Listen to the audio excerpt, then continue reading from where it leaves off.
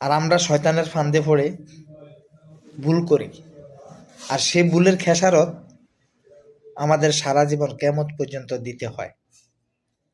তাই আমরা ভুল যাতে না করি সেই সচেতনভাবে আমরা চলাফেরা করি।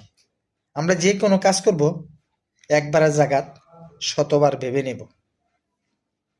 ভালো মনে করলে করব, ভালো মনে না করলে না করব। তাহলে আমরা বেঁচে যাব।